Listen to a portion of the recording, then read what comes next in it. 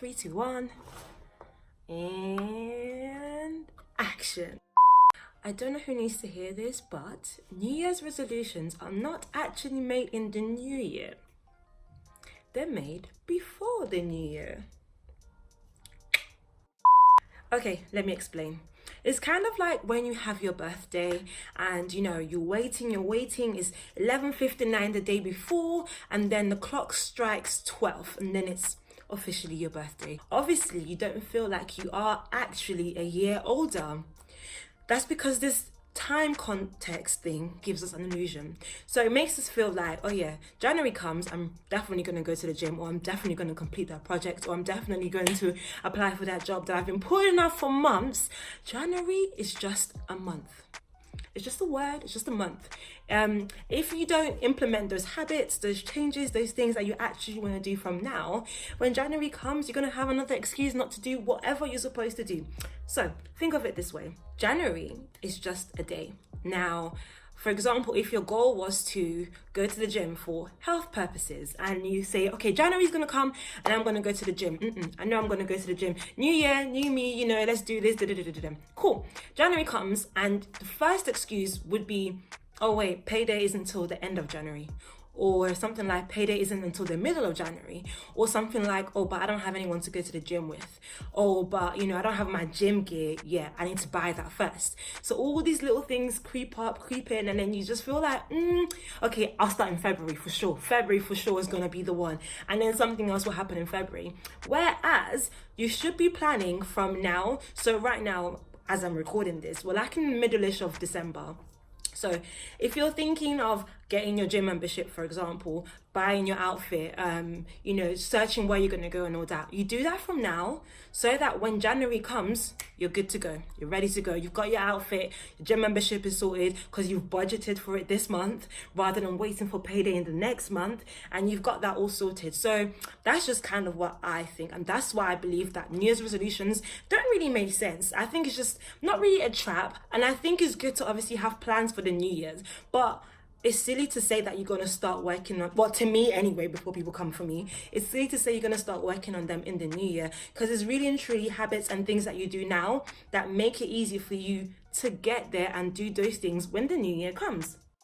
So you're thinking about setting a goal. Okay, New Year's coming, you've got goals, you've got things you want to do, you haven't had a chance to do it this year. What can you do? Okay, cool. So to me anyway, there's 3 different ways that you can set a goal. There's like the high, the medium, and the low. So let me start from the low. The low is just saying, you know what, I'm going to go to the gym. You're just saying it in words. You've got a bit of action in there too, but there's nothing really, there's no detail about it. You just say something that you're going to do, and you might eventually do it, yes, but there isn't actually measurable things to, determine the course of how you'll get there and, all those things. So that's the low for me. Now, the high is the OGs out here, the people that are creating SMART goals. Now, a SMART goal, I'm just going to bring my phone out. A SMART goal is basically specific, measurable, attainable, realistic, and time bound. So you can't just say, I'm going to go to the gym. I'm going to go to the gym at on days for however amount of months that you need to get your goal, and this is how I'm going to do it. That's how specific you have to be. And then measurable, things like tracking it, things like perhaps accountability, perhaps, getting a membership, perhaps having ideal goals of like how many sessions a week you want to do, if you want to get a personal trainer, that kind of thing. Attainable, can you actually do it? Is this realistic? Or because some people make goals and I'm just like, really? I mean, it's good to aim high, but unless you have those steps in place, it's kind of like you're setting yourself up to fail. So tricky one. The next one is realistic. Are you definitely going to do it? Is it something that you can do, is doable for you? Because for example, let's say you've got a health condition or you've got restrictions. For example, next year I want to travel to 10 countries. Meanwhile, your bank account is saying something else. You might not have the means to do it. You might not be able to get time off. So that's not really realistic. Maybe you're in a job that you just got into and you can't actually take time off, but you're saying you're going to go to X amount of countries next year. Is that really realistic? So that kind of thing. Time bound is by this month, I'm going to do this. By this month, I'm going to do that. So for example, by March next year, I'm going to make sure that I'm able to run 10K easily. that kind of thing. So you've put March, you said what you're going to be able to do, and you said how you're going to be able to do it. So that kind of thing. So the medium is what I like to do, and for me the medium is pretty much like a mixture of both the high and the low. So for me, what I like to do is like, okay, cool, I have my goals, I set my goals, I kind of have a time frame for them. I know that they're realistic for me because it's what I need to do, and I know how I need to do it. Sometimes it's really hard to do them, and I know that, okay, cool, I need to take time off work to focus on just this, or I need to make sure that I wake up earlier to focus on just this, or I need to make sure that I turn people down when they're asking me to go out because I need to focus on this. So I do have certain things in place that help me to achieve that goal. So for me, those goals are realistic and time bound. So I don't like to be the person that says, okay, next year I'm gonna do this, and you got some long list.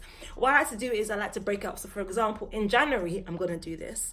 In February, I'm gonna do this. In March, I'm gonna do this. And so it's like more like, it's not time bound as in like the second week of February at 6 p.m. I must have read. It's not like that, but it's more like every month I focus on a different thing. And I think that makes me realize that, cool, I don't have to juggle all these things that I have planned at once. I just need to really and truly pick the month that I want to focus on this thing. And then, cool, if I finish it a month, cool. If it's something that is like needs to be ongoing, then I can balance that with the other thing, because I focused the first month on just that and I've built that habit, and it's almost like now it's not hard. I don't have to think about it too much. So for example, if January was to go to the gym lots, start in January going to the gym lots, cool. February, your goal could be you want to learn French, that kind of thing. You know, you've gone to the gym lots, you have a routine in place, you have a routine, you know what you're doing. When February comes now and you're learning French, you're not going to be like, oh my gosh, gym, French. You're not going to be like that, because you would already have that gym routine in you. And so adding French to the mix is not going to be hard, because you know certain things that you're going to have to do in order to like pick up that French, and in a way that it wouldn't affect that you're going to the gym. So that's kind of like how I do it. I know it's a bit confusing, but I just break it up in like time constraints, but I make sure that I give myself enough time. I feel like a lot of time I have this massive list and then I don't achieve anything because I didn't put a time on it. I didn't actually make any plans. I didn't set money aside. I just said I'm gonna do it, and then it doesn't happen. And then the end of the year comes and I'm upset that nothing I wrote down actually happened. So this way it actually makes me accountable to myself. When January comes and it's the middle of January and I haven't gone to the gym yet, and I know that I said I'm gonna go to the gym, I'm just gonna be like, nah, okay, cool, it's time to go.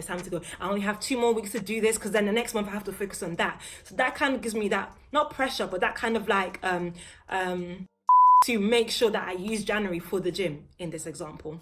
So that's just how I like to do things. And I just feel like I said, your plans for the new year start from now, because you need to write them down, obviously. And then after that, you need to plan how they fit into your life. You know, if you're saying gym, swim, French, whatever, and you work full time, or you've got kids, or you've got other priorities, how does that fit into your time? How are you going to manage that? Do you need to wake up earlier? Do you need to go to sleep later?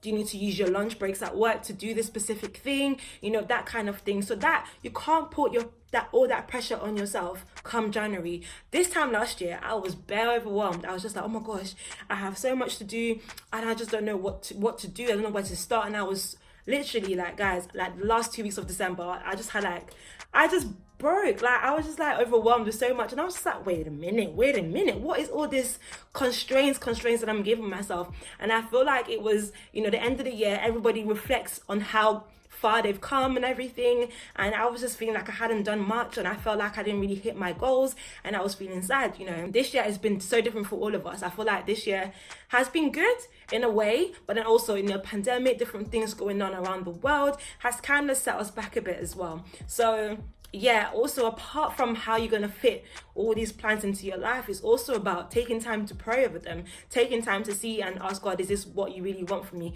Taking time to see like how these benefit your future, because sometimes we write goals that benefit us Kind of, yeah, but at the same time, it's like, are you sure you want to do this? Is there a point to this?